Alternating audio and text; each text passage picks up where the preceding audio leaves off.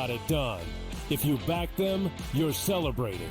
Football season may be over, but the action never stops. Are you ready for some baseball? At SportsGrid, we're always in the game. We bring you 24/7 betting insights, expert picks, and real-time analysis. Next big play is already in motion. Are you ready? It's smarter to be on SportsGrid. Anyone that's been to a sporting event, the atmosphere before a game, I think GameTime Decisions has that same exact atmosphere. This is our arena.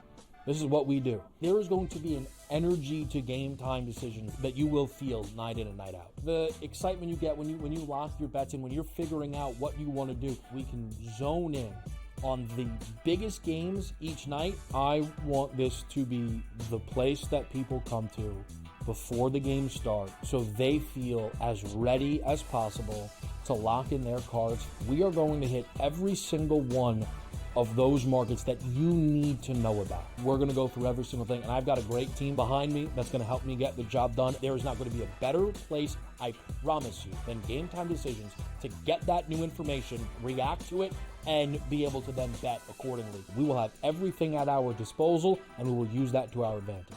I'm Kevin Walsh. Tune into GameTime Decisions from 6 to 8 p.m. Eastern on SportsGrid. Is that kind of helpful when it comes to preparing for a major? Is that you're just like 1 foot in front of you at this point? Ideally come to a place here at Bay Hill where I've had good success in the past. I've only played it the last 21, 2, 3, and 4. But I've played it well, and I really like that we're heading there with where I'm at right now. I think it's going to tell me a lot. The Smiley Show, only on SportsGrid.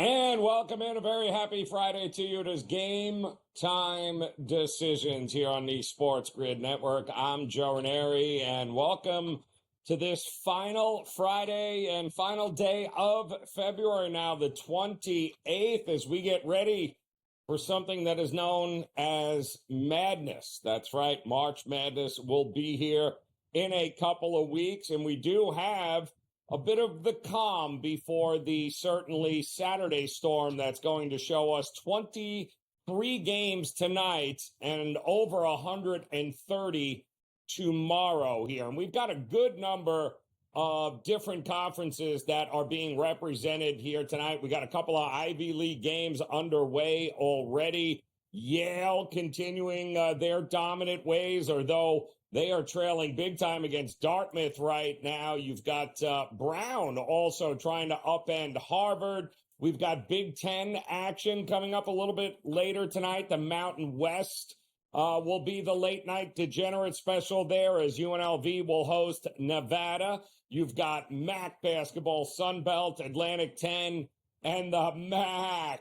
So you've got a whole lot in preparation for exactly 133 games that are on the schedule for tomorrow. We got a light slate in the NHL here tonight, just 3 games on tap after a big night last night here, but you got the Dallas Stars in action as well, taking on the LA Kings, and the Kings already beat the Stars a couple of weeks ago in their own building. Dallas looking to return the favor here tonight as a short favorite. You also saw there the Rangers getting ready to take on Toronto. Feels like we might get a goal or two in that one. And, of course, you can see that total at 6.5 for a reason. And then the NBA tonight is going to provide us, let's be realistic, some fun ones here tonight, including the Denver Nuggets getting ready to take on the surging and red-hot Detroit Pistons, winners of 8 in a row, something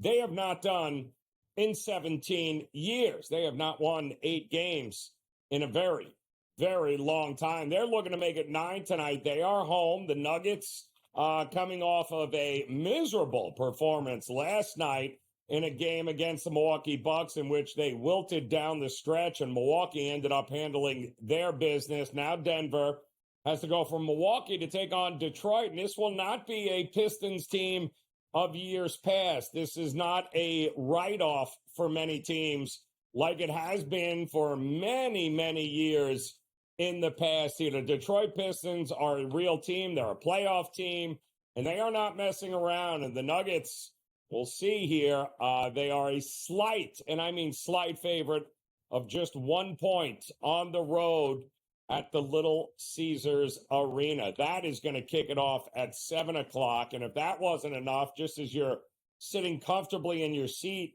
waiting for that game, how about the preview for the Eastern Conference Finals, which is what many people are billing? The Boston Celtics at home tonight at TD Garden, taking on the Cleveland Cavaliers, the two very best the Eastern Conference has to offer here. Will the Celtics be able to get it done? Boy, oh boy, look at some of these odds here. It is neck and neck in just about everything, isn't it? And when you look at the lineups here tonight, there are some questions still as far as the Celtics go, as far as who is going to play for them and not. They didn't have Jaylen Brown last game, although that was not a great spot. The Pistons, those we just talked about, part of that 8-game winning streak, last game out, that 8th win was beating the Boston Celtics, but that was a third game in 4 nights. It was not a very good spot for the Boston Celtics here. We do have reports here that Jaylen Brown in tonight. He was not in that Detroit game. Porzingis and Holiday out. Horford looks like he is going. Jaylen Brown is going. So they're mixing and matching in Boston here as the Cavs looking to push the Boston Celtics to the side. But I think Boston might have something to say about that. That is going to be one heck of a game here tonight. And if that doesn't do it for you, right, it's a loaded slate here in the NBA tonight. How about the New York Knicks on the road taking on the Memphis Grizzlies in Memphis? Memphis is, well, they've been not great lately. They certainly had a stretch before the break there where they were just mowing teams down. They have kind of taken a step back over since the All-Star break ended. But the New York Knicks, they just don't play any defense here, period. And we all know what the deal with the Knicks is. They barely beat the Philadelphia 76ers, who, by the way, we learned earlier today, will not have the services of Joel Embiid for the remainder of the year. He is officially now been ruled out. And I know what many of you are thinking. Gee, I already thought he ended the season since we haven't seen him in about 6 months. Well, you'd be partially right there, but the Sixers have decided to shut it down with Embiid. They will have to continue without him, or let me rephrase that. They'll just have to keep doing what they've been doing, which is continuing without him anyway. And by the way, don't kid yourself. They weren't any good when he was on the court anyway. So this was not a great year for the Philadelphia 76ers, but they did play those Knicks tough in the Garden a couple of nights ago. Now the Knicks are going to take on a much better offensive team on the road. Can the Knicks get it done here tonight? They are getting 4 points, but that total looks extremely intriguing to me here. And don't forget about those pesky Miami Heat, who are coming off a big win against the Atlanta Hawks there at home, and a much-needed win as the Miami Heat are battling for one of those final playoff spots here. They need to keep winning games. They are very much in this. They welcome in the Indiana Pacers to town. It's a new-look Heat team, one that I don't think will have a problem scoring points with the Pacers here tonight. The question is, defensively, who do you trust more? Miami at home, getting 3.5, 4 points is an intriguing option. And do not forget, of course, that you do have a little late night action, a battle of LA. The Clippers taking on the Lakers. Lakers, a little late night win last night against the Minnesota Timberwolves. Well, second of a back-to-back. They welcome in a very rested Clippers team. But as always with the Clippers, the question is who in the hell is playing for them? Because they have not had their leading scorer, Norman, available to them. They also have not had Kawhi Leonard on a consistent basis. It does look like Norm Powell is questionable here tonight, and it does look as if Kawhi Leonard has finally made it off the injury list. So the Clippers could be at full strength here tonight, and the market is telling you we like them there. 4.5 right now for the Clippers. They are favorites at the Staples Center there against the Crypto.com arena, whatever you want to call it there. The Lakers are the home team, but on a second of a back-to-back. So as you can see, loaded NBA, very intriguing slate of college hoops games here tonight. We got a couple of NHL games. We got a little something for everybody, and we'll run them down, all the big games for you here tonight, see if we can find some angles and edges for you as Game Time Decisions continues here on the Grid.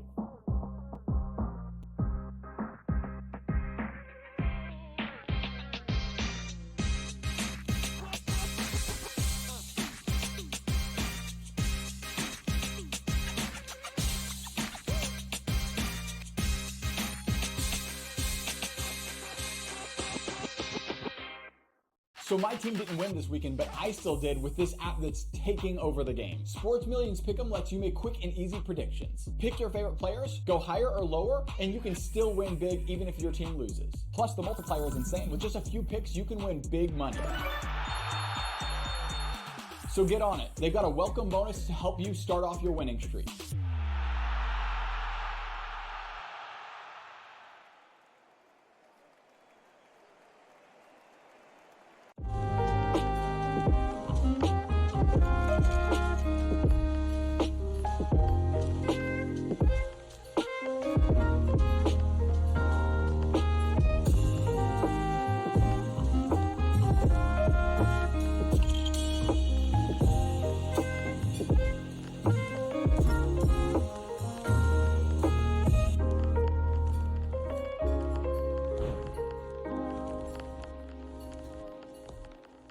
Anyone that's been to a sporting event, the atmosphere before a game, I think Game Time Decisions has that same exact atmosphere. This is our arena. This is what we do. There is going to be an energy to Game Time Decisions that you will feel night in and night out. The excitement you get when you lock your bets in, when you're figuring out what you want to do, we can zone in on the biggest games each night. I want this to be the place that people come to before the games start so they feel as ready as possible to lock in their cards. We are going to hit every single one of those markets that you need to know about. We're going to go through every single thing, and I've got a great team behind me that's going to help me get the job done. There is not going to be a better place, I promise you, than Game Time Decisions to get that new information, react to it, and be able to then bet accordingly. We will have everything at our disposal, and we will use that to our advantage. I'm Kevin Walsh. Tune into Game Time Decisions from 6 to 8 p.m. Eastern on SportsGrid. The two guys that can do it all. Too much electricity this morning. This is a good time. We're having a lot of fun. I had to do a triple take. Ka-ching! Why? Because of parity. I didn't mean to offend. Yeah, it's not going to happen. Load management is a dirty word. Let him rip. You know what?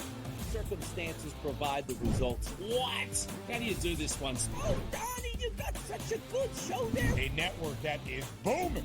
The Early Line, only on SportsGrid.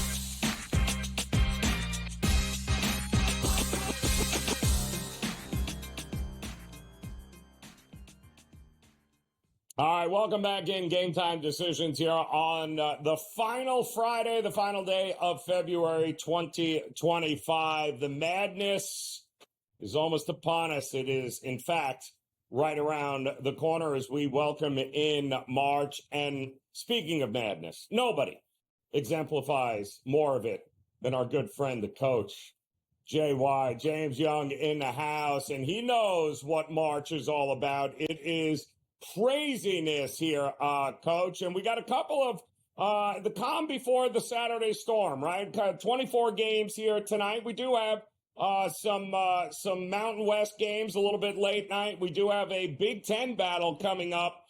And that's where I want to start because I have no idea what to make of Purdue. They have not been great, but I do know I should trust them at Mackey Arena. There's a lot of things I can't trust about Purdue. We should be able to trust them at home against UCLA. It doesn't do great traveling east here, Coach. What are you thinking of this game tonight?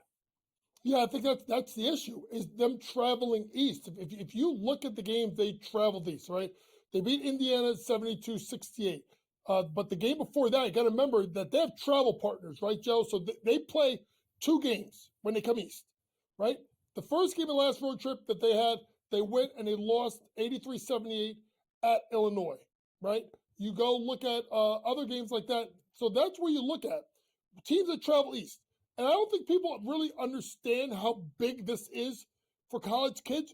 Just look at how many times people tell you when an NFL team travels east, take the home team, right? Because of the time difference, everything's off. First game road trips are tough. We've heard Mick Crody complain about how many times they've had to head this way. Purdue, I get it. They have not covered the spread the last 4 games. But think about the games they've lost to, right? Michigan by 2 at Michigan, right? Wisconsin by 10, ton of points they gave up at Michigan State. And an Indiana team is all of a sudden playing better basketball. They're not bad losses they've had. Here comes UCLA in. Give me Purdue to get the win and the cover tonight, -5.5. Ooh, all right. Looking at Purdue in this one. And to talk about a team where it's just gone off the rails. Iowa tonight getting ready to take on Northwestern, who has had a couple of nice back-to-back wins there. I mean, absolutely embarrassed Ohio State. They went to Minnesota, handled business there, playing lockdown defense. But the problem is, can we trust the offense to even beat a struggling Iowa offense? We know Iowa can put up points here, Coach. The question is, do they have anything left in the tank? Because this line suggests they do not, that Northwestern's going to run away with this game. Yeah, I mean, I think you can look at them to maybe run away with the game. If you want to start looking at it, if you don't want it to take minus the points, maybe look at Iowa's team total under. If you kind of peel it back and look at what Northwestern has done, Chris Collins has done a really good job of getting his team to defend and defend at a high level, right? And you wonder what's going on at Iowa. People talk about all this other stuff. Fred McCaffrey doesn't get the NL money that a lot of other teams get in the league. And if you think about Northwestern, right, 63, 49, 65, 68 last 3 games, right? And the 68 game was a 68-64 loss in Nebraska, which is a foul game, so it's probably closer to, I would say, more like 62-63, right? So I think you can look at 2 ways. You can look at Iowa's team total under or go Northwestern minus a point. Hawkeyes have struggled as of late. They have not covered their last 4 games, and they're not losing games. I mean, they beat Washington, but Washington's terrible. They're not covering. Haven't covered 4 straight. Northwestern minus a point. Iowa team total under. Yeah, and I mean, look at that total, 150.5 for Northwestern. My goodness. I mean, if you think Northwestern shuts them down and wins this game, it covers. I don't know how we're getting to 150 points. That's the big thing in this one here. All right, so we got a huge slate, obviously, tomorrow, but we got a huge slate in the association tonight here, Coach. And it kicks off early with Detroit at home hosting the Denver Nuggets. Now, they just, disposed of Boston a couple of nights ago to win their 8th game in a row. They're going for number 9 here tonight. I didn't like the effort from Denver last night against Milwaukee. They just kind of quit late. Milwaukee ends up getting it done. But, man, this is not like years past. In Denver, you ain't walking into Detroit and just, breezing through here. What's with this Detroit team here? Simply put, we have to give our flowers and our kudos to J.B. Bickerstaff, right? We kind of went after this guy. But if you really think about it, folks, you peel back, you think about J.B. Bickerstaff, it was never about what they did in the regular season in Cleveland. It's what they did in the playoffs and the lack of adjustments. They play hard, they defend, and this is a team that really is going to give teams problems. Here's the thing, folks. I know this sounds crazy. Like, do you want to get in front of this team right now? The way they're playing?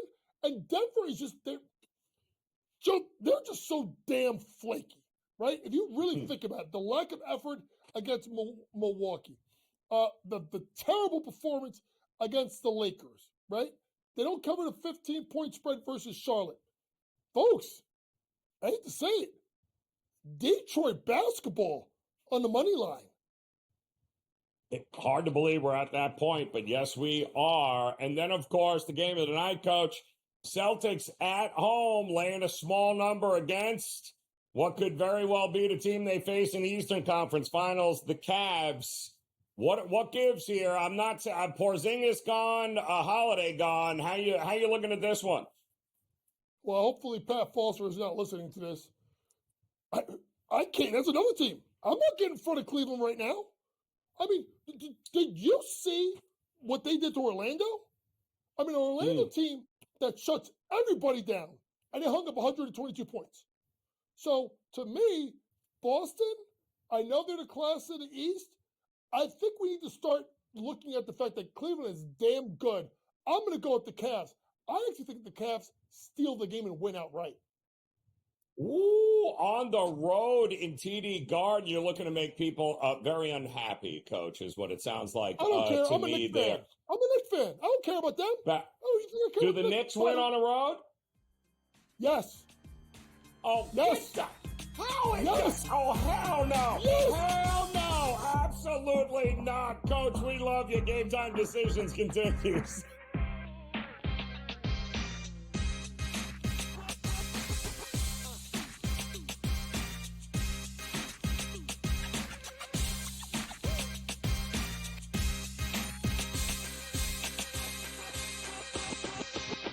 The Eagles got it done. If you back them, you're celebrating.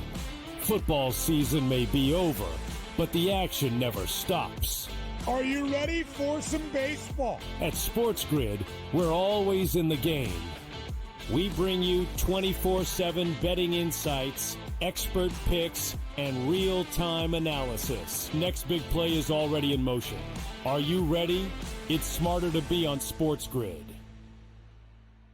Anyone that's been to a sporting event, the atmosphere before a game, I think Game Time Decisions has that same exact atmosphere. This is our arena.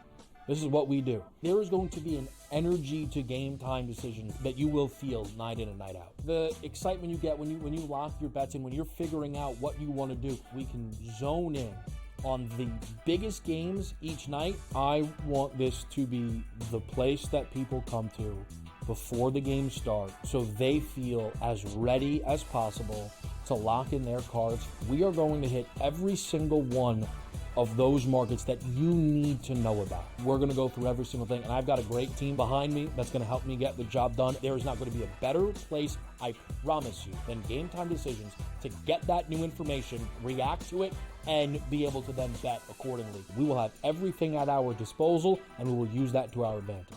I'm Kevin Walsh. Tune into Game Time Decisions from 6 to 8 p.m. Eastern on SportsGrid. Is that kind of helpful when it comes to preparing for a major? Is that you're just like 1 foot in front of you at this point? Ideally come to a place here at Bay Hill where I've had good success in the past. I've only played it the last 21, 2, 3, and 4. But I've played it well, and I really like that we're heading there with where I'm at right now. I think it's going to tell me a lot. The Smiley Show, only on SportsGrid.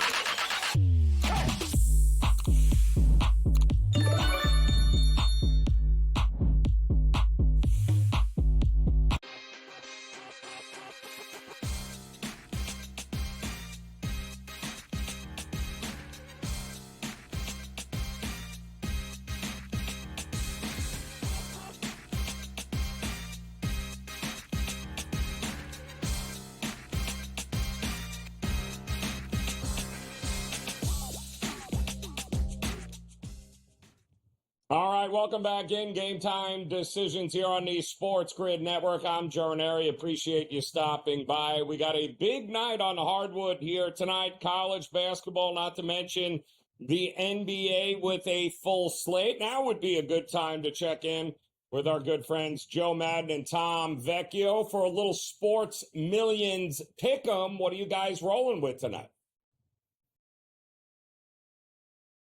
Happy Friday, everyone. It's time to jump into our Sports Millions Pick'ems. Now, Tom, yesterday on the ice, I was nicely able to get Bo Horvat higher than 2.5 shots on goal, but Morgan Geehy did not come through for me for that point as the Boston Bruins just struggled out there versus the Isles. Today, I know we're turning to the hardwood. I'm excited for the matchup I'm looking at. Where are you going to go today? Yeah, let's try to end the week on a win. We have a huge matchup on the court tonight, maybe an Eastern Conference Finals preview. The Celtics at home hosting the Cavs.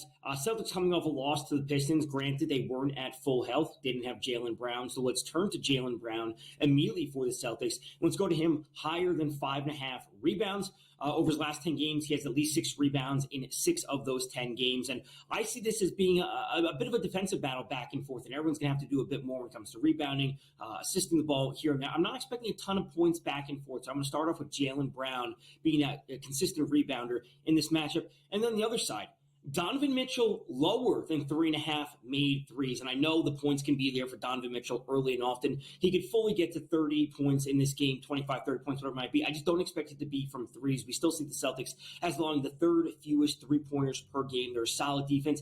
And we're starting to get to that time of the year. Like, this is a playoff type environment. So none of these games where we're going to be seeing a 140 to 130 type of final. I'm seeing like a 120, 115 type of game. So a little bit less scoring, more rebounding here or there. What do you got today, Joe?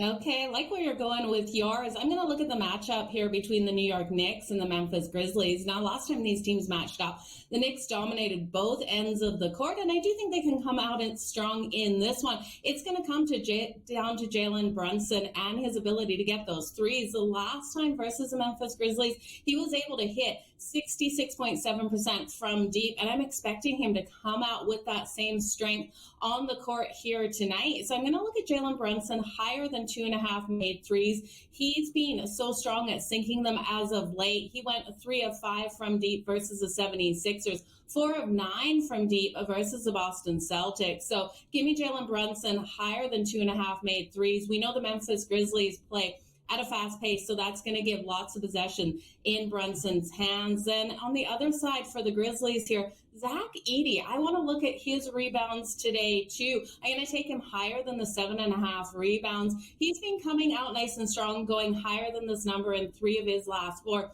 On the season, he's averaging 7.7 rebounds, but when we look at him over his last 10, he's almost averaging double digits at 9 rebounds per game. I do think with how strong he was the last time versus the Knicks, with 11 rebounds on the board, Zach Edey's in for another big night with those rebounds. So Jalen Brunson, higher than 2.5 made threes. Zach Edey, higher than 7.5 rebounds. 3 times multiplier out there, Tom. We will be turning to some college basketball starting next week, as we are at a very important time of the season for that. Should be a good time. Yeah, it absolutely should be, you guys. All the best. We'll see you next week for college basketball Sports Millions Pick'ems. All right, Joe and Tom, we appreciate it. But don't forget, if Sports Millions Pick'em isn't your thing, make sure you check out the Sports Millions Blitz'em. Enjoy Sports Millions Pick'ems, but hate making the picks yourself? Well, Sports Millions has you covered. Head on over and play Sports Millions Blitz'em right now and let the computer do the work. Go to sportsmillions.com/blitz'em to be able to win big prizes without having to make a single pick yourself. That's sportsmillions.com/blitz'em.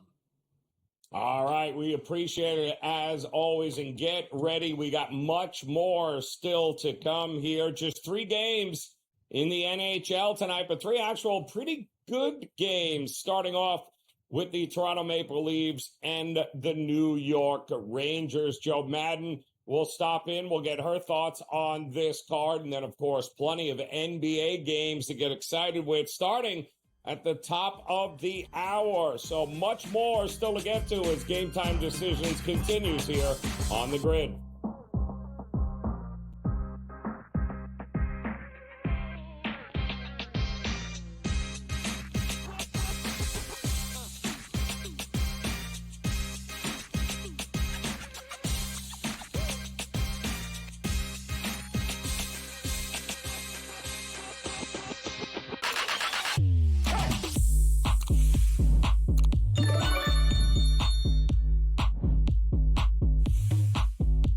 Eagles got it done. If you back them, you're celebrating. Football season may be over, but the action never stops. Are you ready for some baseball? At SportsGrid, we're always in the game. We bring you 24/7 betting insights, expert picks, and real-time analysis. Next big play is already in motion. Are you ready? It's smarter to be on SportsGrid. Anyone that's been to a sporting event, the atmosphere before a game, I think GameTime Decisions has that same exact atmosphere. This is our arena. This is what we do. There is going to be an energy to GameTime Decisions that you will feel night in and night out. The excitement you get when you lock your bets in, when you're figuring out what you want to do, we can zone in on the biggest games each night. I want this to be the place that people come to before the games start so they feel as ready as possible to lock in their cards. We are going to hit every single one of those markets that you need to know about. We're going to go through every single thing, and I've got a great team behind me that's going to help me get the job done. There is not going to be a better place, I promise you, than GameTime Decisions to get that new information, react to it, and be able to then bet accordingly. We will have everything at our disposal, and we will use that to our advantage. I'm Kevin Walsh. Tune into GameTime Decisions from 6 to 8 p.m. Eastern on SportsGrid. Is that kind of helpful when it comes to preparing for a major? Is that you're just like 1 foot in front of you at this point? Ideally come to a place here at Bay Hill where I've had good success in the past. I've only played it the last 21, 2, 3, and 4. But I've played it well, and I really like that we're heading there with where I'm at right now. I think it's going to tell me a lot.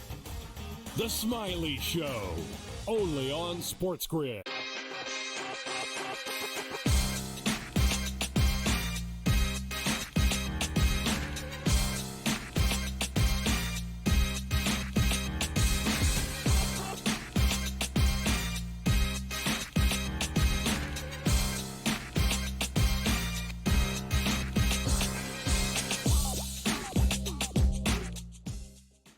All right, welcome back in GameTime Decisions here on the SportsGrid Network. A very happy Friday to you as we get ready for a pretty big weekend around college basketball as well as the NBA. But let's not forget the NHL in full effect here. Great night last night, just 3 games on the card tonight. But let's be honest, these are some pretty decent games here. And to help us navigate, who better than our good friend Joe Madden here tonight, looking at these games on the card here, Joe. And I guess it doesn't get any better when you're expecting a whole lot of goals and you're the New York Rangers and Toronto Maple Leafs, which should be a pretty exciting game. And that's the first one up here tonight.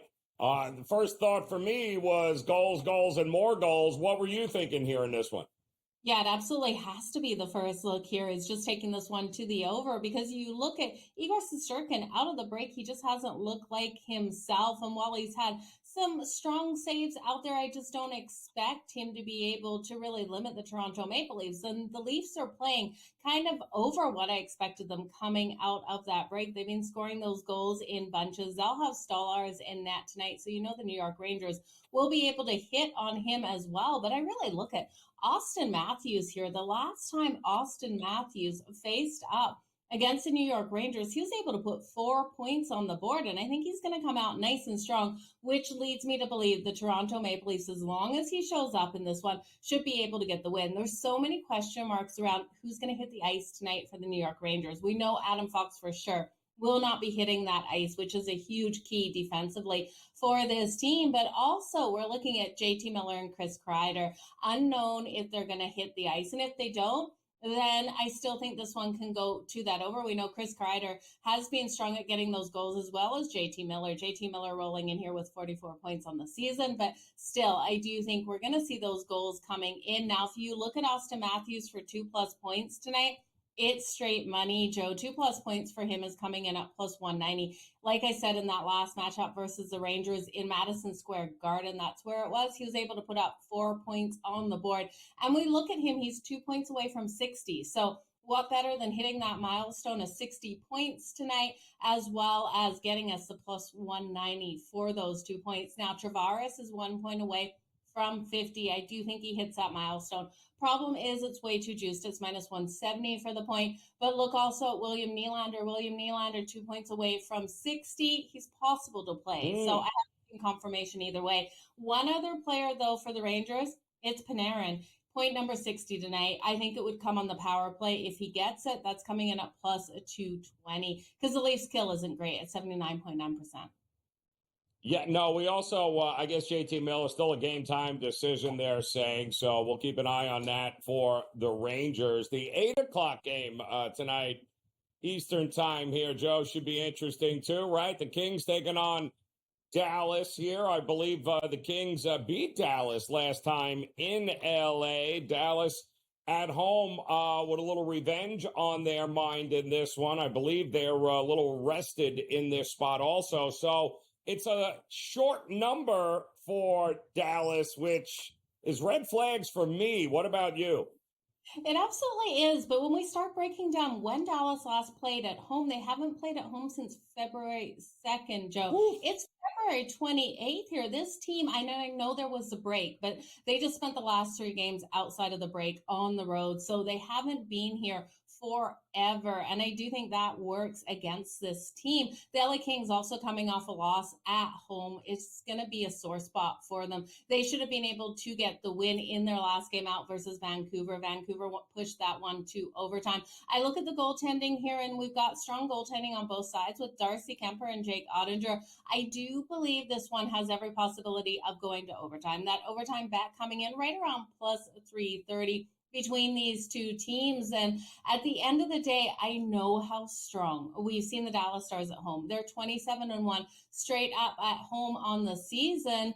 I think they're able to not get the win here today, Joe. I'm going to roll with the LA Kings. I think the LA Kings will be better prepared for this game. This is a first of a 3-game road trip out here for them. The Kings last season were a bet on at home. They haven't been this year on the road, but I do think they get it done. How are we not betting the under in this, Joe? I mean, it's got 2-1 written all over it, right? Maybe, 3-2. I just don't see a wild shootout in this game with those two guys in goal. So, if it ain't broke, don't fix it. Dallas has been one of the more profitable under teams, especially at home here. I don't know that I can say the same about the Avalanche here tonight, but what the hell was that in Utah last night with Minnesota? My goodness. Well, when you put Fleury in goal, that's what you're going to get. But I don't know that he'll be back in goal tonight for Minnesota here. But Colorado, what are we getting here tonight with these two teams? Okay, well, it wasn't only Marc-Andre Fleury. You look at the offense, Joe, last night of the Minnesota Wild. They had 16 shots on goal. What the heck happened to the Minnesota Wild last night? I had my money on them to get the win, and they just completely came out flat. Now, I don't think they can fix their issues overnight, and we know this team is dealing with injuries. So while this line is so highly juiced on the Colorado Avalanche, I do think you have to find a way to play them. They're the team I trust. It's a Friday. Things are really weird out there on the ice. I call it Freaky Friday out there on the ice. You never know what's going to happen. It's when those dogs are really barking. But this Wild team, they're completely dead to me out there. They have scorned me out there with that loss last night, and especially in that fashion. Utah putting up 6 goals on Marc-Andre Fleury was just, it's an embarrassing loss. So you look at teams off embarrassing losses, and they should bounce back. Not against Colorado with Mackenzie Blackwood in net. I'll take the Colorado Avalanche in the first period on that puck line, laying a half a goal at plus 106. I do think you also look for Casey Middlestat to really step up. Now, FanDuel doesn't have him for the point tonight or for the assist, but I think that is where he's going to get that point. Casey Middlestat definitely on the chopping block here for the trade deadline coming up. He really needs to step up. Now, he said he wants to stay in Colorado, but he has to prove he needs to stay in Colorado here to these coaches. He needs to come out flying tonight. Look for Casey Middlestat to be able to get a point on the board via an assist. Now he's on the second line and second power play. He centers that second line, Joe. Well, it was good to watch. I think Nichushkin back for Colorado, too. I think he played last game, which is only crazier because the rich get richer, and Colorado certainly going to have him for a stretch run here. But it also feels with both starting goalies there. Listen, Minnesota's not going to get into a firefight and beat anybody. But if they muck this game up a little bit here, Joe, the under's not a bad look here either, no? Yeah, I don't think the under is a bad look at all. You look at this game, and I don't think we see the offenses really flying. I think you could isolate the Minnesota Wild's team total to the under as well, because I have a little bit of concern here. I know Casey Middlestat's going to step up, but I'm also looking for Cale Makar to step up. I do think he can get a couple of assists on the board, or even a goal on the power play and an assist. So I'm taking him for the 2+ points at plus 200, but this really should be a lower scoring game in this matchup between these two. Like you said, the Minnesota Wild, Gustafsson, he's been solid between the pipes. I expected him last night. Marc-Andre Fleury's been better than we saw, but this team, 16 shots last night on goal, Joe, there is no way that they're going to get into a match here where they put 3-4 goals on Colorado and Colorado answers back and we get a double-digit one. It feels like I just talked it into existence saying that, though, because I said there was no way. Yeah, well, of course, there's no way. I'm still taking the under at 6 here. I don't care. It is going to be a heck of a wild one here, Joe, including in the NBA here tonight. I believe you got your eyes on the Grizzlies. Is that correct?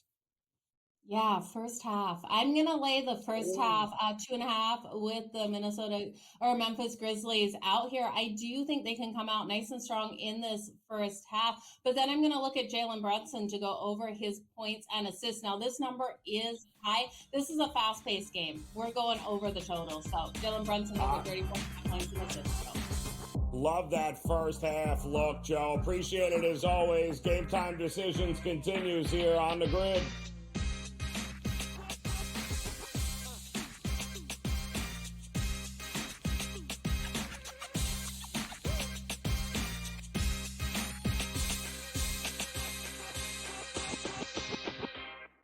Anyone that's been to a sporting event, the atmosphere before a game, I think Game Time Decisions has that same exact atmosphere.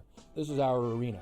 This is what we do. There is going to be an energy to Game Time Decisions that you will feel night in and night out. The excitement you get when you lock your bets in, when you're figuring out what you want to do, we can zone in on the biggest games each night. I want this to be the place that people come to before the game starts so they feel as ready as possible to lock in their cards. We are going to hit every single one of those markets that you need to know about. We're going to go through every single thing, and I've got a great team behind me that's going to help me get the job done. There is not going to be a better place, I promise you, than Game Time Decisions to get that new information, react to it, and be able to then bet accordingly. We will have everything at our disposal, and we will use that to our advantage. I'm Kevin Walsh. Tune into Game Time Decisions from 6 to 8 p.m. Eastern on SportsGrid. We know the Knicks are talented. They're 37-20. It's not a bad season by any stretch, but it's not being the upper echelon team. This is the Knicks team right now. They're a very good team. And I'm a Knicks fan. You can't look at there and say, this team can win a championship. They're not good enough. They're not good enough defensively. Are we the New York Knicks or are we the New York Fugazi? Forget about it. The Early Line. Only on SportsGrid. Is that kind of helpful when it comes to preparing for a major? Is that you're just like 1 foot in front of you at this point? Ideally come to a place here at Bay Hill where I've had good success in the past. I've only played it the last 21, 2, 3, and 4. So, but I've played it well, and I really like that we're heading there with where I'm at right now. I think it's going to tell me a lot.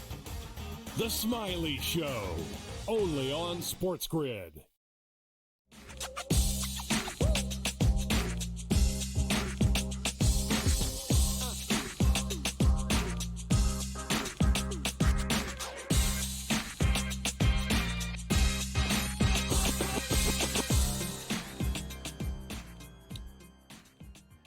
All right, welcome back in Game Time Decisions here on the SportsGrid Network as we get ready here, top of the hour. We have 24 total games in college basketball. We got 133 tomorrow as we look to round out the regular season. Conference tournament play will be what we're all about as we say goodbye to February and welcome in the madness known as March, but we do have a couple of interesting games still on tap here tonight, and nobody better to break them down with than our good friend Colby Dant in the house here with some I like this card here tonight. You know, you got a little something for everybody from a conference standpoint. Of course, the Big Ten in action here tonight, but Mountain West, your favorite. Let me start there with you, Colby, as UNLV at home taking on Nevada. Now, you and I have talked about them a lot.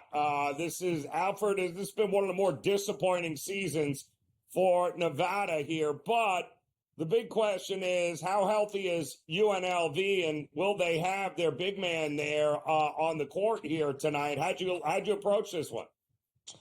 Yeah, it's tricky. Both teams are hit with injuries. Thomas and Whaley, what a game time decisions for UNLV. Nevada's been without Trey Coleman and Daniel Foster's a game time decision for them as well.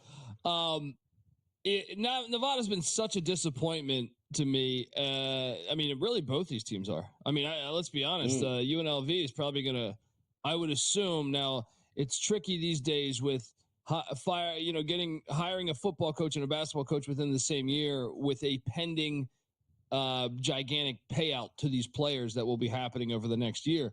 But you got to look, Kruger has been terrible at UNLV at the same time, but they have been good at home. They're 10-5 at home, and Nevada has been so bad on the road. There's no way I can take them. I know it's a rivalry game. I've been out there. I made the mistake of bringing up in Reno that I was a huge fan of the Anderson, Hunt, Larry Johnson UNLV teams, and they the bar looked like they wanted to kill me after I said that. But this is a legit, like, kind of a chippy rivalry. I think UNLV, they lost the first one up in Reno by 6. That was a closer game than that score indicates. I think revenge is on the mind here. Give me the Rebs at home. Yeah, I continue to hear that Thomas Jr. not playing for UNLV will miss his third straight. I don't know how they get over this number. Neither team can shoot the three. So this feels like it's going to be all inside the paint. And how many 2-point shots can you get here? I'm leaning the under in a big, big way in that one as well. But what do we do in, I think, this game they're not playing good basketball at all, App State. Yeah, and I was a bit surprised by this line, and this is the final night of the Sun Belt regular season. That's what you don't normally get Sun Belt games on a Friday. So you have right now Marshall in 5th place, App State in 6th. Now, I think to the lay fan, they might just say, well, that doesn't mean that much. When you see the Sun Belt bracket, it means a lot because the bracket this year that they're using is absolutely insane. The first and second place teams get 5 bye games. 5. Yeah. Right? So bye weeks. You get 5 bye weeks. And this race is so tight, Marshall could actually end up in the 2 or 3 spot if things went right. Now, they need other teams to lose. It's a big, crazy thing. But I'll tell you this, Marshall at home has been a wagon, not only this year, really the past 5-6 years since D'Antoni was there. They're 13-3 at home. App State's been a mess on the road. It's a rivalry game. I'm going Marshall all day. Was a little surprised that the number was this short, though. I thought it'd be more like 5.5, 5, something like that. But give me the Thundering Herd. I'm with you here, man. I just don't like what I've seen from App State recently. I do like Marshall in this spot here. Listen, I don't like what I've seen from Purdue lately. But the one thing I always go back to is if they're at Mackey Arena, I got to give them the benefit of the doubt. And I got a UCLA team that doesn't like to travel this far east. So what gives here tonight? Purdue should win this game, right? I mean, I'm all over Purdue. I know it seems like the chalky side with the way, Mick Cronin makes it seem low, like, isn't it? Yeah. I mean, when's the last time Purdue lost 5 straight games under Matt Painter? I mean, you got to go back to his first couple of years, I feel like. 5 straight. Yep. If they lose this, it'd be 5 straight losses. Now, I know there's a way they can still win and UCLA cover this, but UCLA's been terrible on these road trips back east. Mick Cronin acts like he's storming Normandy Beach when he talks about going to Indiana or Illinois. I'm all over Purdue here in this spot. Really, it's the desperate spot. And one of the things I know we've keyed in on, Joe, is I like the second game on the back-to-back away. The first trip, teams have been terrible ATS all year, and that goes for the ACC, Conference USA, AAC, Big Ten. The first leg of that far road trip, everyone's been terrible for the most part. Yeah, they have not been good at all, in fact. And then, of course, one other one here tonight. Can we trust Iowa to keep this thing close against Northwestern, Kobe? I'm going to take a shot on this one. I think the money line's live here. So we know Fran McCaffrey's on the way out the door. They're 15-13. He's had Northwestern's number in his career, though. Northwestern is dinged up. Now, I know Iowa is too. Freeman's been out for the year. But Barnheiser and Leach are out for the year for Northwestern. It's just too many points for me. And I do think, you consider the money line here at plus 170. But definitely give me the points in the Hawkeyes. Yeah, I mean, when they lost Owen Freeman, it looks like the wheels fell off there for Iowa. But let's be realistic here. They can outshoot anybody. And if they can shoot here, I don't trust Northwestern's offense in this spot. So I'm with you. I think they are the live dog of the night. Not as live as Brown was here tonight, apparently, as we sweat that one out against Harvard here. That's the true mark of degeneracy right there, is having to sweat out a Brown Ivy League game. All right, Colby, don't go anywhere. We're going to do rapid fire with the top 25 games tomorrow when Game Time Decisions continues.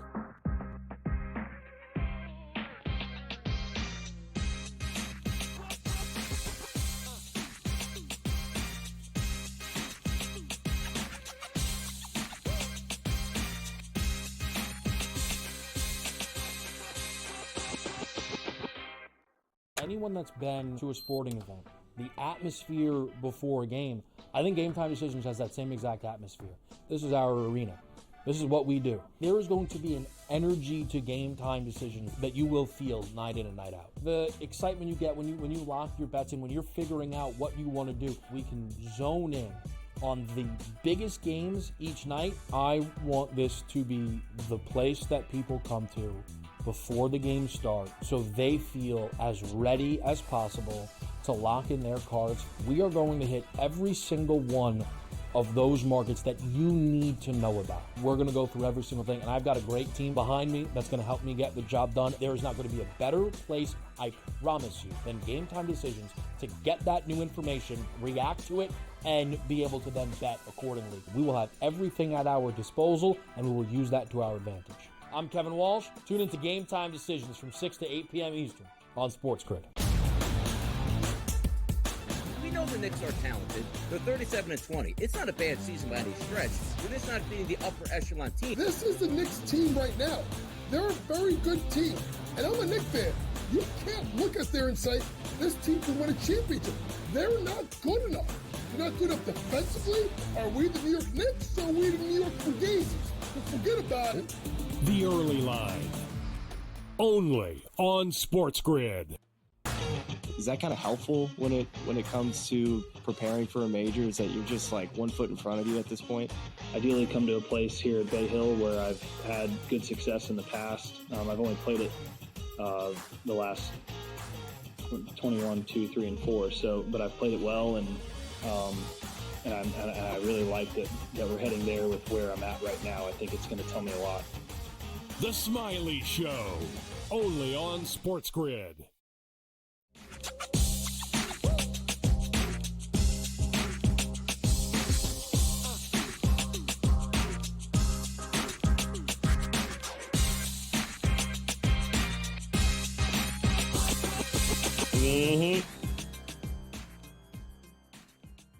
All right, welcome back in here. Game Time Decisions on the SportsGrid Network. I'm Joe Raineri, joined again by our good friend Colby Dan as we look to close out this first hour together, talking some college hoops here. So some good games here tonight, but let's talk about some of these top 25 matchups tomorrow there, Colby.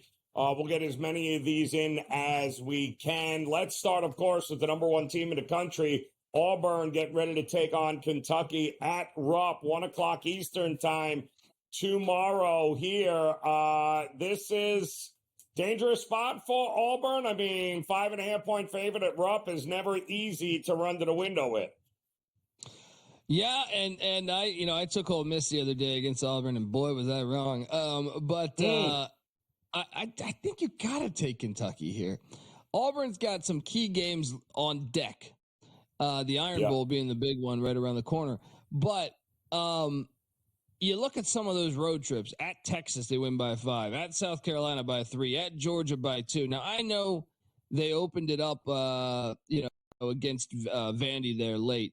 But I still think Kentucky in that arena is the angle there. I do think Auburn can still win the game, but 4.5, 5, I think it's worth taking a shot on Kentucky. And I wouldn't be surprised if Kentucky got it outright because Kentucky's been pretty chippy at home there. Yeah, they've been very chippy at home. Not so chippy at home these days, of course, is Kansas. And, well, they get to welcome in Texas Tech in another very interesting game tomorrow here. Boy, Kansas needs this win in a big way. Do they not? Am I crazy here? Yeah, and I sure would like.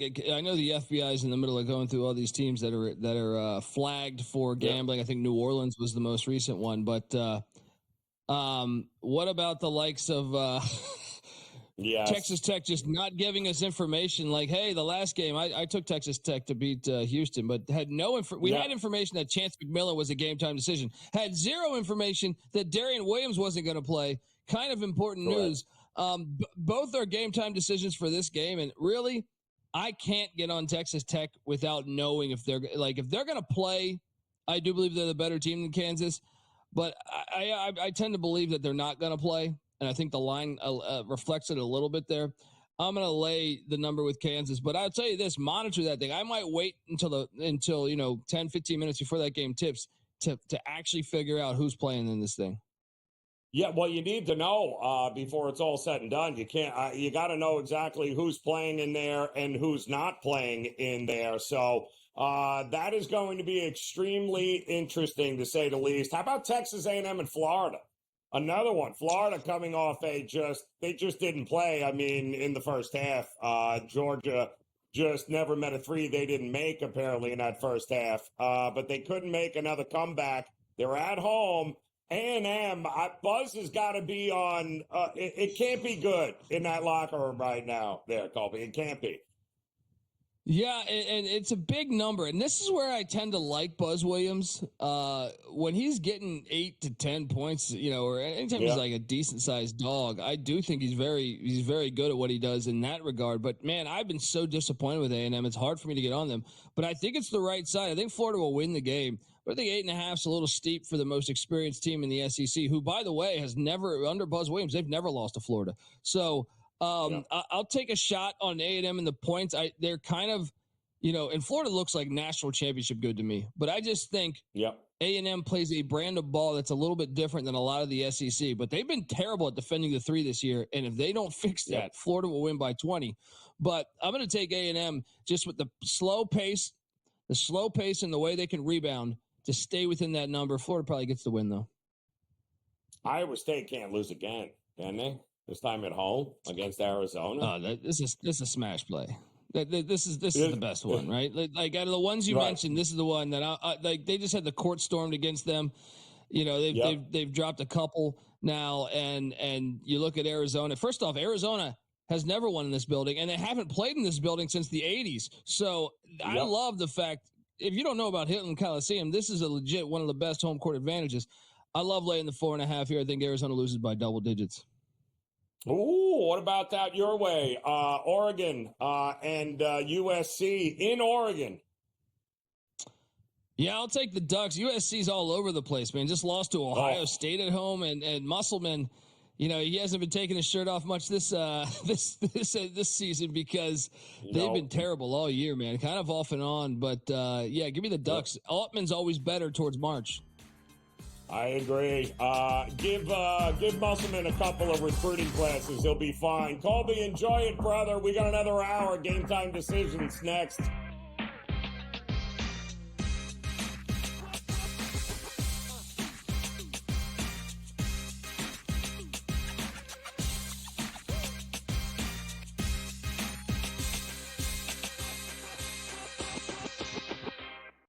Anyone that's been to a sporting event, the atmosphere before a game, I think Game Time Decisions has that same exact atmosphere.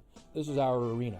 This is what we do. There is going to be an energy to Game Time Decisions that you will feel night in and night out. The excitement you get when you lock your bets in, when you're figuring out what you want to do, we can zone in on the biggest games each night, I want this to be the place that people come to before the games start so they feel as ready as possible to lock in their cards. We are going to hit every single one of those markets that you need to know about. We're going to go through every single thing, and I've got a great team behind me that's going to help me get the job done. There is not going to be a better place, I promise you, than GameTime Decisions to get that new information, react to it, and be able to then bet accordingly. We will have everything at our disposal, and we will use that to our advantage. I'm Kevin Walsh. Tune into GameTime Decisions from 6 to 8 p.m. Eastern on SportsGrid. We know the Knicks are talented. They're 37-20. It's not a bad season by any stretch. We're just not beating the upper echelon team. This is the Knicks team right now. They're a very good team. And I'm a Knicks fan. You can't look at there and say, this team can win a championship. They're not good enough. They're not good enough defensively. Are we the New York Knicks or are we the New York Fugazis? Just forget about it. The Early Line. Only on SportsGrid. Is that kind of helpful when it comes to preparing for a major? Is that you're just like 1 foot in front of you at this point? Ideally, come to a place here at Bay Hill where I've had good success in the past. I've only played it the last 21, 2, 3, and 4. So, but I've played it well, and I really like that we're heading there with where I'm at right now. I think it's going to tell me a lot. The Smiley Show, only on SportsGrid.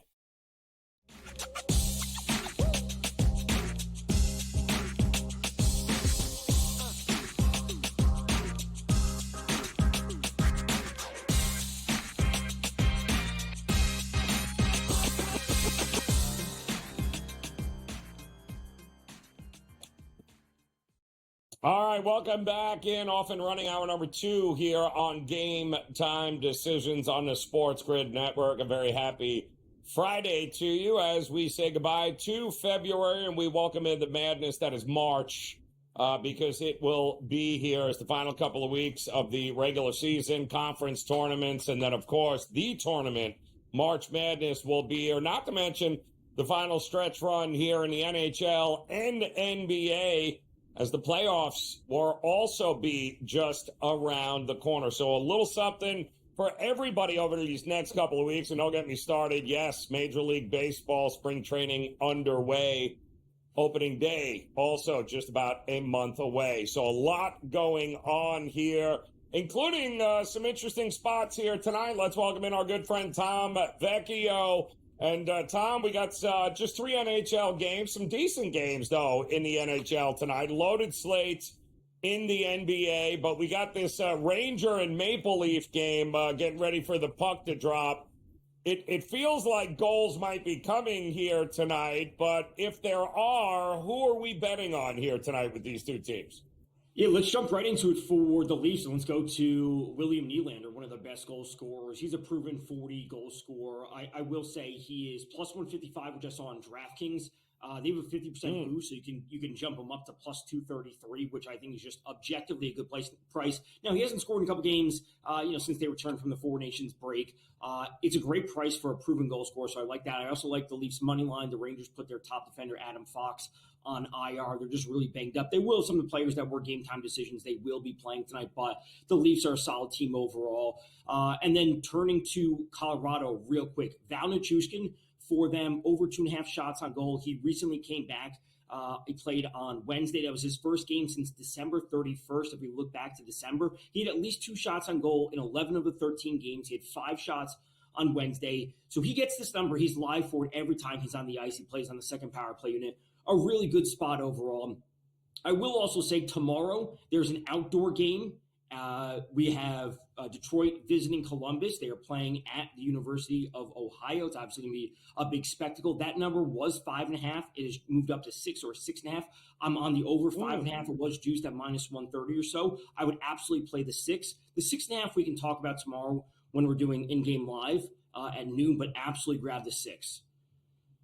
Liking the 6 in that spot there. I just feel here tonight, too, with some of these games, you feel like you're going to get goals early here with Toronto and the Rangers. You mentioned Colorado, and the rich get richer. To get Nikushkin back at this point in the season and make a run to the playoffs is hilarious, as Colorado doing it. But it feels like with both starting goalies in net here, it feels like an under. I mean, Minnesota's not winning a shootout against anybody, but they can certainly play enough defense and get some goaltending to keep this thing, 3-1, 4-1, that kind of thing, Tom? Yeah, that's the issue. I talked about this with Mike Carver on NHL earlier today, where Minnesota played last night in Utah. You know, on a back-to-back, flying into altitude at Denver is never an easy thing to do. So to see Colorado win this game 4-1, 5-1, if you have under 6.5, or it's 5.5, depending where you have, they can win this game 4-1. Minnesota just doesn't have the offense, especially with Kaprizov still out. So I've never been worried about Minnesota's offense. Their defense can certainly keep them in games, but I just don't think they'll have the legs later in the third period, especially. I don't know what that team total for total goals for Minnesota is, but I'm betting the under, whatever it is. Also, talk to me here about this Dallas and Kings game. I can't get over the amount of Kings money that came in today to push this down. I mean, this opened 150, 160, it looked like, for Dallas, and it's been nothing but Kings money here. Either way, it feels, why are we not betting the under with these two, with Kemper and Ottinger here? What am I missing? Yeah, Ottinger has had some rough games, especially this game at Columbus a couple days ago, this side of the Four Nations break. So I assume that's where some of the Kings money came in. But this game's all about the under. This is like a true Western Conference late season type of matchup. We got the trade deadline next Friday, the 7th. So these teams need to, solidify where they are. The Kings are a feisty team that like to play a lot of defense and generally don't get into high-scoring back-and-forth games. So the unders to play. Listen, if either team wins, I wouldn't be surprised. I think Dallas is the better team overall, and if you get them at a better number compared to where they were earlier today, that's certainly the spot to go. But just give me the under. All right, we got a massive slate in the NBA, some great games here, but one that's getting ready to go, Denver and Detroit. We did learn, of course, Aaron Gordon ruled out in this one. Second of a back-to-back to Denver. I'm now seeing Detroit -2 at home. This used to be a walk in the park for teams. It's not a walk in the park anymore here. But do we trust Detroit here to handle business at home? Probably not. And it really doesn't have to do with the Aaron Gordon news, for me at least. Detroit's, I've said it before, they're having a great season. They deserve a lot of credit.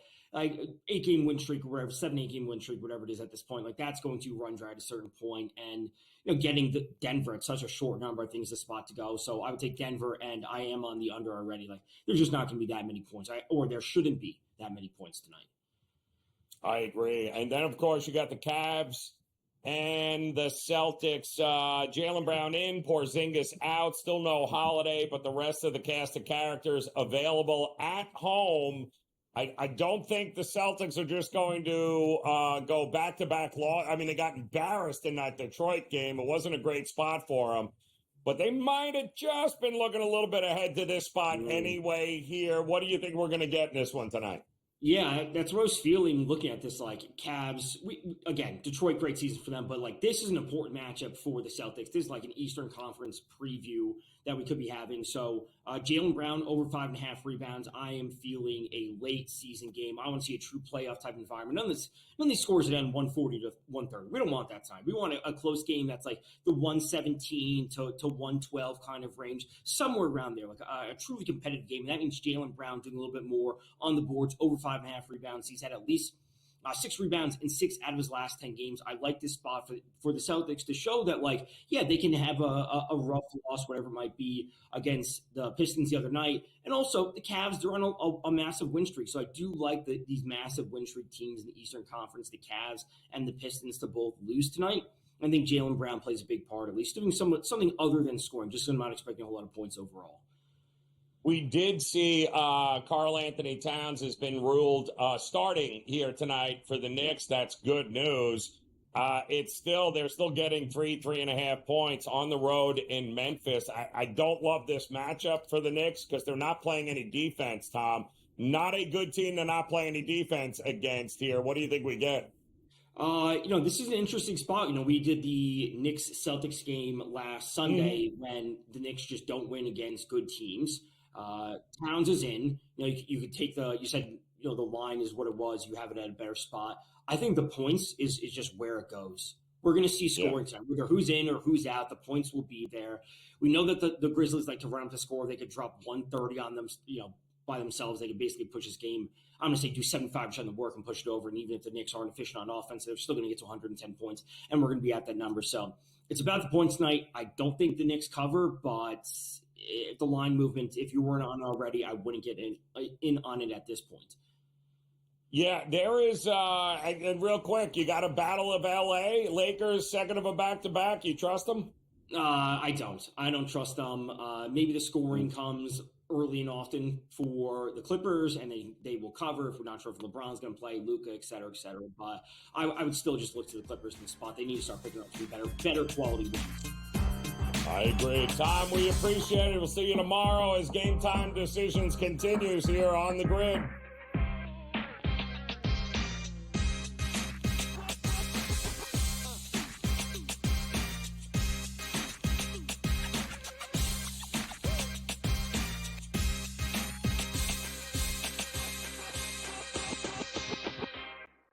So my team didn't win this weekend, but I still did with this app that's taking over the game. Sports Millions Pick'em lets you make quick and easy predictions. Pick your favorite players, go higher or lower, and you can still win big even if your team loses. Plus, the multiplier is insane. With just a few picks, you can win big money.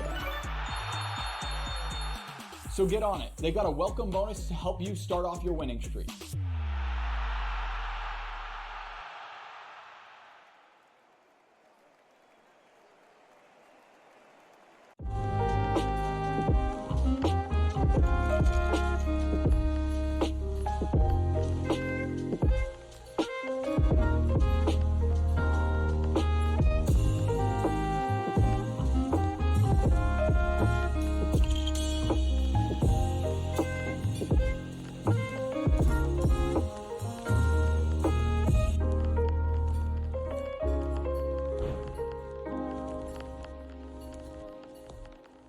Anyone that's been to a sporting event, the atmosphere before a game, I think Game Time Decisions has that same exact atmosphere.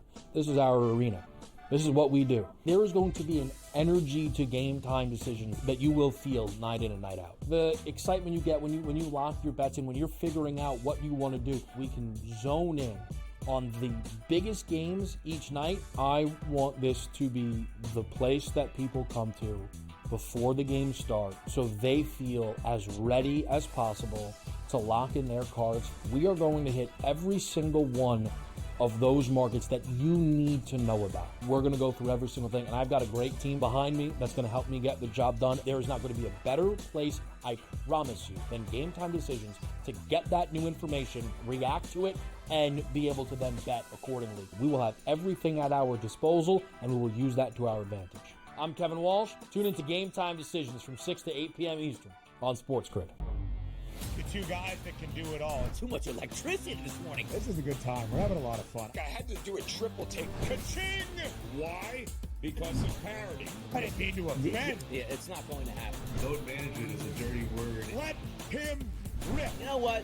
Circumstances provide the results. What? How do you do this one? Oh, Donnie, you got such a good show there. A network that is booming. The Early Line, only on SportsGrid.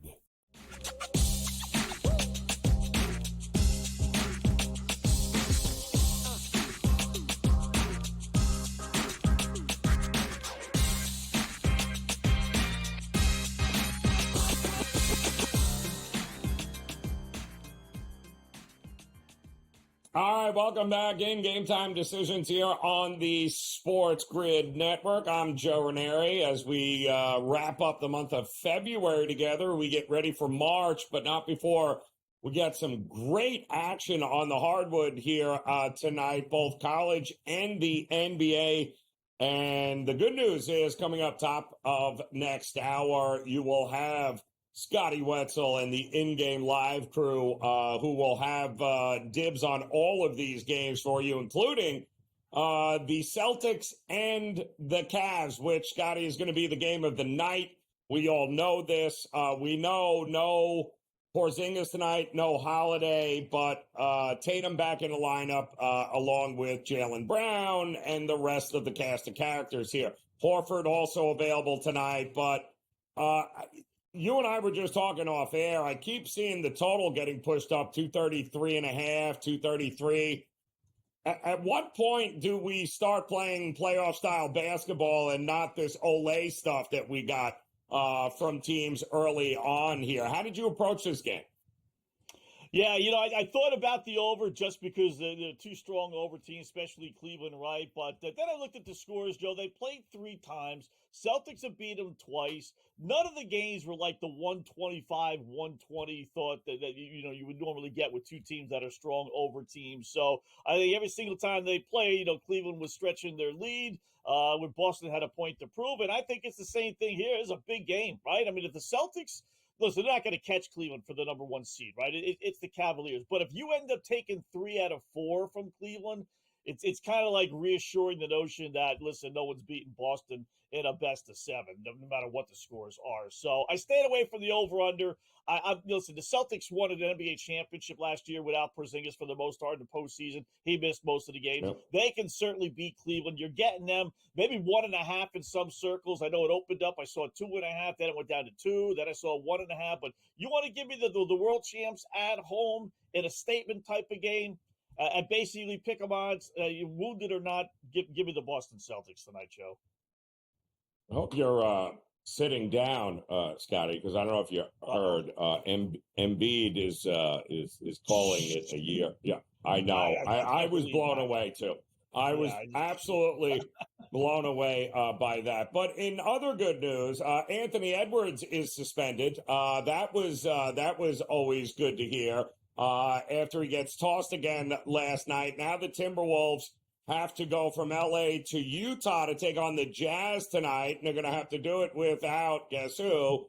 Anthony Edwards. So what do we do here tonight? Isn't this usually the spot where we take and we just run and bet the Timberwolves? This is it, man. By the way, when you told me, what's next after Embiid being out, what are you going to tell me? Anthony Davis is going to be hurt? I mean, shocking news from the NBA, right? That'll be later. Yeah, I tell you what, Joe, you talk about a team owning a team, right? And Utah's been down the last couple of years. Minnesota's been basically mediocre. The last 2 years, they really kind of picked up their play, but it's been about an even series, right? 19-4 is Minnesota, Joe, against the spread at Utah, including 11-1. I mean, that goes back several years. I mean, I don't know why Minnesota has owned this series, but they clearly have. Utah's awful, right? We know that. 5-19, last 24. We've seen 1,000 times these teams step up. Now, they probably got no Rudy Gobert again. He's been out for a little while. So no Anthony Edwards. You stay away from them. I tell you what, I can't. And that line jumped from 2.5 to 4.5, even though Edwards isn't going to play tonight.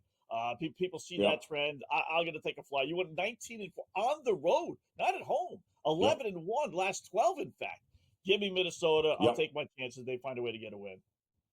Yeah, it kind of hard to look any place else other than there. But what about Scotty? And we keep talking about this team. They play absolutely no defense. We just saw this, 24 hours ago with Phoenix and New Orleans. What are we going to get that was any different than what we just saw here? Total down to 229.5. Now, Beal didn't play last night, I believe, but I think he's scheduled to play here tonight. But then again, who knows? You just never know here with the NBA. But how'd you approach this one tonight?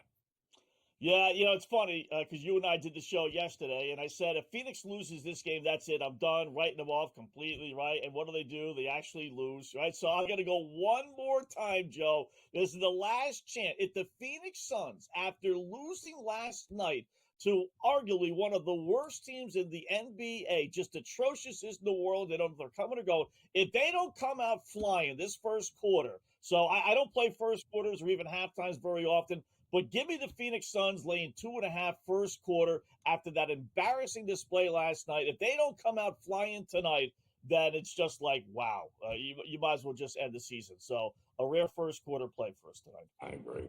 I'm with you here, Scotty. Like, put up a shut up time here for Phoenix. But who'd have thunk it, right? Spending all that money doesn't necessarily buy you anything but a headache here. I am seeing Grayson Allen and Bradley Beal now listed as doubtful. So that should be fun. Have a good time there, Phoenix. My goodness. The good news is, though, we got maybe an opportunity to finally bet against the Lakers. Do you have enough gumption to do that? Second of a back-to-back. A rested Clippers team that looks to have Norman and Kawhi Leonard back in the lineup tonight. And the market seems to think this is the spot to back the Clippers. Yeah, something's up, right, Joe? Luka's probably not playing because the Lakers last night, I look at these lines at night, they were 1.5-point favorites. And I was like, wow, okay, you know what? Give me the Lakers at home, 1.5. What are you kidding me? And then I wake up and I look at the line and now I see that they're 4-point underdogs. So either Luka's not playing or LeBron or maybe both aren't playing. But otherwise, the Lakers would be favorites in this game, right? So before you put any bet in, I would absolutely make sure you see who's playing. Lakers been on a nice little under run. The Clippers been awful on the road, but maybe under 220.5. But I would see who's playing this game before you put any money down. Yeah, I mean, I got a feeling, and they both might not play in this game here tonight. How's that? So, all right, plenty in the NBA. We got some college basketball to talk about, some games coming up here tonight. We'll do it when Game Time Decisions continues on the grid.